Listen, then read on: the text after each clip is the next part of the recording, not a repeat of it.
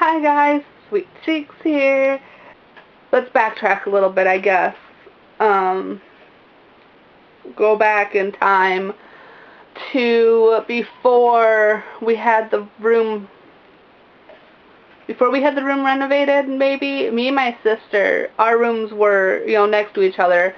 They're like in the middle, like little circle area of the hallway, I guess. And our rooms were connected by like a long, narrow bathroom. And we could hear, like, she'd hear, like, I think we'd hear, like, two different noises, but it'd be at the exact same time. Like, I swear it was like a bowling ball, like someone in the attic just dropping a bowling ball. And I want to think she heard, like, something dragging across the floor, because I don't think we heard the same thing. But, I don't know, I'll talk to her and I'll, I don't know, put up a video, like, when I do my paranormal video next week or something, and correct the sound if it was something else. But anyways, and so we're hearing these noises. I think it started up, like, within a few months of us actually, like, moving in. And we were like, of course, we told Mom, and Mom just, she would just do the, oh, it's just noises, and talk to Dad about it, and Dad, being Dad, would do, it's just the wood or the air vent contracting, it's an older building, and if the heat just kicked on or something. Then he tried to tell us it was rats or squirrels or something in the attic making noise. And I am like, squirrels bowl now? Like, they have bowling balls? Because that seriously is what it sounds like. And I always thought it was really weird because we're hearing at the exact same time, but like two different noises, even though our rooms were seriously like maybe 10 feet apart, because both of us had like a nice sized walk-in closet, and then there was like the bathroom, like, like our rooms are here, and then you had walk-in closets that met, but of course didn't like share, the walls shared, and then like the bathroom, and we didn't know what it was. And it creeped us out. Of course, I was like, I don't know, 16, 17 when we moved in, and I remember, I think I was like 18, and had decided to buy Ouija board, because we had gotten, I want to think, like a gift card or something for Christmas gifts, and we went shopping, and we each had like $25 or something, and I decided to buy a Ouija board, and so we were messing around with it. Knocked the camera over coughing. And we were messing around with it, and I remember it telling us that, like, there was a guy living in our attic, and he was dropping his head on the ground, and that was what the, like, thumping in the attic was. I don't know, after talking and, like, hearing that, like, I don't know, it didn't really bug me as much when I heard the thumping in the attic anymore. I don't know why that would be comforting, probably just because it was something that I could, like, laugh at when I'd heard the noise. But I don't know, there were so many things that, like, happened in this house, and, like, I don't know, it's like the longer we lived there, the more, like, things, like, progressed. And I want to say, like, the last, like, I don't know, like, the last maybe 6 months we lived there, things seemed to get, like, crazier. And we ended up moving, but of course, it like, wasn't because of the house. My dad got, like, a job offer out of state, but I don't know, I think it was a good thing we moved, got out of that crazy house. Let's see. I know my sister always complained about, like, being in her room and smelling like men's cologne.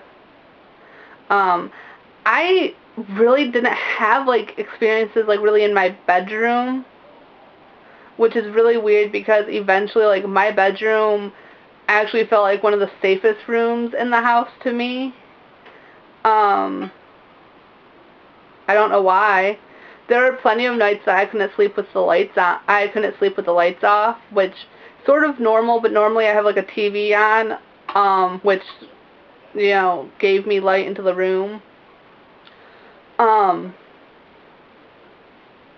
But there are many nights where I was just so freaked out, like I had to leave the lights on because I felt like I was being watched and there was like something just there.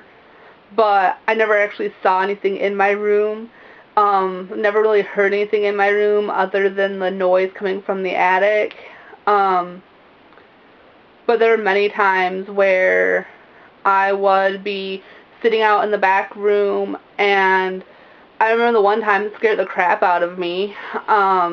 I was sitting in the back room, and we had a computer that was up against like the back wall, which was the furthest wall in the house. And my dad had built like a little, I think it's called like a pony wall or whatever, but it's like just like a half wall. It just sort of divides up the area a little bit. And we had, I don't know, probably like cement floors with just like a layer of carpet over it. So you didn't really, I mean, you could hear someone walking around, but, you know, you wouldn't hear like echoing of somebody walking around. You'd only heard them if they were actually like in the area you were in type of thing back there. And the like only way to get into the back of the house was by coming like through the front, and usually you'd hear them come up and around to the like actual back of the house. And I was sitting there the one night, and I don't know, it was like 9, 10 o'clock at night, and I was in the chair that had a high enough back that I actually had to like move and like look up and like over the back. So I'm just sitting here and I could hear somebody like walking around, and at first it was like they're on the other side of the wall just sort of walking back and forth, and I'm just sitting here, I'm like, okay, and I'm like, I knew my sister was in her room, so I would have heard her come out, and I'm like knew it wasn't someone from up front because I would have heard them come out into the back. And I'm just sitting here and I'm like, okay, there can't be anybody there, and I'm just, you know, I was on the computer chatting, and I'm sitting here and I'm like, okay, I'm like hearing somebody, and it's like they kept getting closer to like me, and I was just like, ended my conversation. I was like, alright, I'm getting off the computer, so yep, bye. And yeah, ran into my room because I was so afraid. Like, I was afraid to turn around and look behind me. I was afraid that there was seriously just going to be somebody standing there. I don't know, that was one of the worst moments in that house, like actually inside the house. One of the other moments, I think it was Halloween. I want to say it was Halloween, or it was like around Halloween time, and just me and my brother, my baby brother, were home, and we were sitting there, and we were up in the front of the house, and our like two like front doors were like had a lock on it, but like you could hear the door when it would open and shut. You know how, you know, doors always, every door you have, no matter what kind of door it is, there's always some kind of noise made, you know, when a door like opens and shuts. And we heard like the noise of the door, and I didn't say anything. I just automatically turned and looked at the door, and I looked down, and my brother was like turning to look at me, and he was like, who came in? I was like, I just looked at him and I was like, nobody came in, we're the only ones home, you know. And he was just like, looks at me, he's like, I'm like, yeah, I heard it too, but nobody's home. And I went and checked, and the door was unlocked, which is weird because whenever my mom left, she always locked the doors. You know, it's one of her habits. You know, she always locks the doors, double checks, make sure it's locked. So I was like, okay, that's really weird because I like knew the door had to be locked when she left. So I just locked the door and went back to the couch. And then